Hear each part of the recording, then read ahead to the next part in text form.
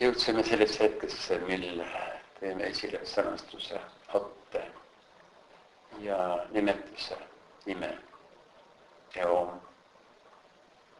Seostasime üllataval kombel enda maailma mõiste, mil meie sisendusime tegelikult, kasvatas vanu sõnastusi mõttemaailma endina. Sealt on see otte. Me võtsime endale teatav ulatuse mõttemaailmast. Iseenesest me oleme eestmaailmast olevad, mil moel me sattusime mõttemaailma, see on ise küsimus. Ja mis on üldse eestmaailm kui selline? Me oleme kirjeldanud, et seal on tegelikult rahvustunnetus, rahvusmõistel ei ole sellist piiri, et me oleme eestlased siin. Sest et eestmaailm kujunes kõigist aegadest, nendest selles maailma arengus, elus.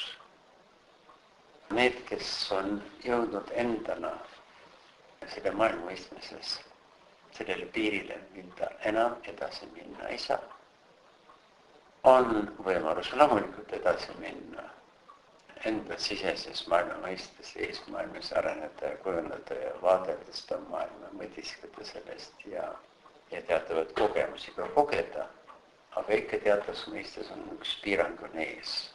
See on üldine maailma areng ja sealt ei saa keegi mööda minna, kui takistus on ees. Aga me tahtsime suunduda siia, sest et me teeme esile pildi elulill ja teise nimetuse esile on Merkava. Siis see mõiste on nüüd toodud tõesti meil sisse ja ta kirjeldab tegelikult meie ottepaigutust.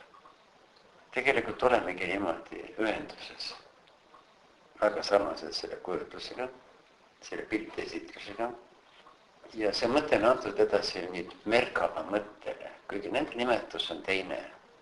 Ikkagi mõttemaailmas on nende nimetus teine, et võib-olla õnnestub meil see mingil hetkel ka sel moel esitleda, aga et hetkel, et ei tekiks liiga palju segadust sellest rääkimisest, et mõistmised on ikka puudu. Nemad võtsid sellest mõttes kinni ja hakkasid arendama teatavat suundarengut sellises tehnilises mõistes, tehnilises mõttes. Me andsime neile sellise suundmõtte, et kuna me ise elame teatavas mõistes, kui me hakkame siitpoolt vaatama, siis eesmaailm on suhteliselt ikkagi selline kübermõtteline, sünteesinimene, kõik sellelaadsed sõnastused. Sest et teades, mil moel me taasmoodustasime ellu tagasi, siis saate aru, et see on süsteem elust. Endast tulin tagasi väljapoole, sellesse maailma, kus me omal ajal väga selgelt eemaldusime. Ja selle põhjusel ka minetisime enda inimliku arengu selles teises, selles tegelikumas maailmas. Sellel oli palju põhjusi ja hetkel nagu ei tahaks väga suunduda sinna, sest see on pikem jutt ja seda on vaja mõista, mitte lihtsalt hetkeseisundist lobiseda. Aga see Merkava mõiste on tegelikult väga palju. Ta on teatavas mõttes ka kehakirjelduses sisse kirjeldatud. Merkava mõte hakkas seda mõtet väga selgelt arenema tehnilises suunas ja teatavates sellistes sümbolmõtetes, sest et inimese mõisteliselt on ta arendanud välja kõikvõimalikud matemaatilised, füüsilised, isegi keemilised suunad teatavate mõistete esitlemiseks ja nendest mõistmisteks. Aga algselt oli kujundus kirjeldada teatavat maailma mõistet, millena meie teeme sellesse mõttemaailma sisse ja sisendusime sellesse mõttemaailma. Iseenesest te saate sellest aru, et kui me ütleme eom, siis me sisendusime sellesse maailma kui, ma ütlen edasi just niimoodi, kui sõnamaailm. Aga mitte sõnamaailma, sest see on hoopis teine arengkujund ja see on väga selgelt eemalduv paljudes kõigist teistest arengutest. See on täiesti omaette luku taga olev maailm. Miks? Sellest sõltub kõik, sest see on informatsioonmaailm.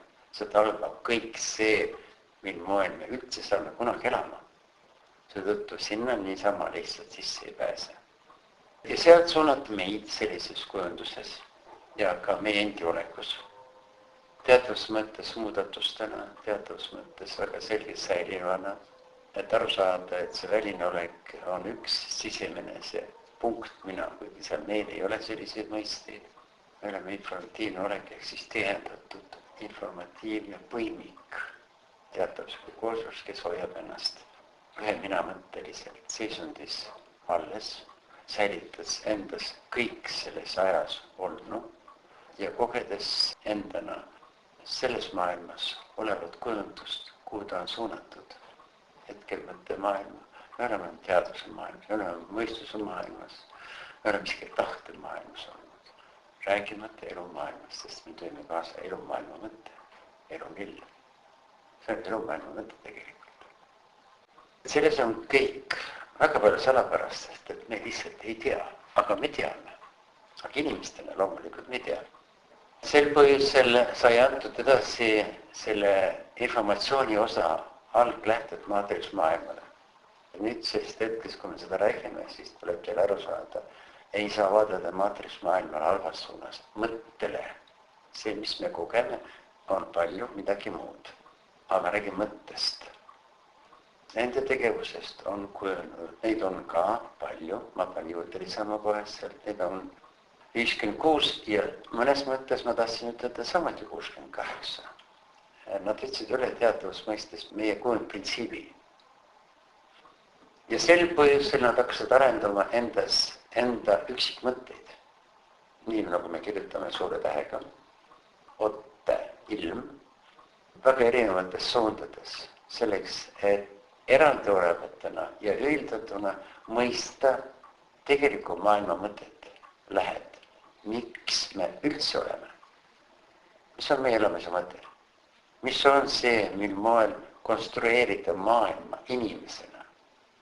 Mil moel me saame mõtelda maailmast kui mingisugusest konstruktsioonilisest lähtest, mingisugusest sellisest kindlalt inimestena kujundavast mateeria mõistest. See on väga keeruline jutt tegelikult, ka mõisteliselt on aru saada. Sest et kui me vaatame siin kujundatud ehitis ja kõike muud sellelaadset, siis seal on väga selgelt kujundatud sisse teadvustus, et püsivus saavutab ainult ühes mõttes. Sa pead täpselt teadma, mis millega saab ühendada, millised on jõupunktid, milles on rõhuasetus, mil moel ta säilutab end selles tingimuses, mil välismõjutus võib teda väga lihtsalt purustada.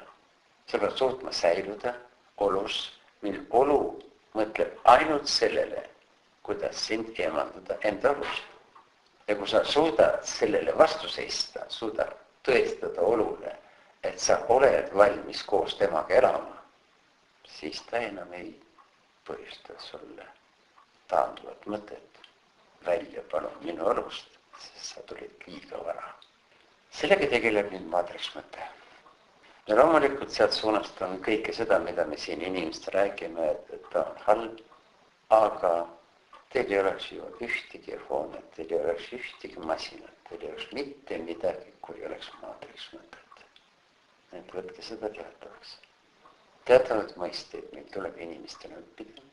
Ma ütle, et just kõik need, eks nad täpselt on endas paika pandud need mõtted, mil moel me tulevas saame vaatleme seda maailma ja millist teadmist me vajame selleks, et osata edasi minna.